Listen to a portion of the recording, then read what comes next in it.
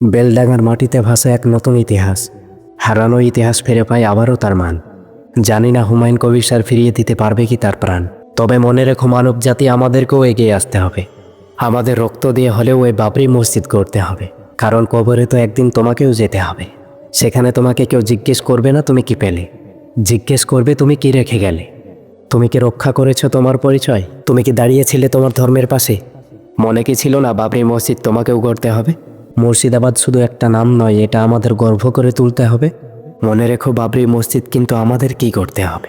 আজ ধ্বংস হয়ে গেল অতীতের পথে আসার আলো, উজ্জ্বল করে মসজিদের ছায়াতে প্রতিটি ইট বলে আমরাও নতুন করে দাঁড়াবো। মুর্শিদাবাদের বুকে এক নতুন আশা ছড়াবো।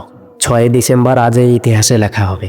এই মাটিতেই, এই মানুষের হাতে বাবরি মসজিদ আবারও দাঁড়াবে। আর আমাদেরকেই এই ইতিহাসের সাক্ষী হতে হবে। আমার এই কবিতাটা লেখার একটাই উদ্দেশ্য, আমাদের সবাইকে একসাথে আসতে হবে, আমাদের সবাইকে একসাথে লড়তে হবে, আর আমাদের সবাইকে একসাথে এই ইতিহাসের সাক্ষী হতে হবে। তো দেখা হচ্ছে পরবর্তী কোনো এক ভিডিওতে। ততক্ষণ ভালো থাকবেন, সুস্থ থাকবেন, আর স্বার্থপর মানুষ হতে দূরে থাকবেন।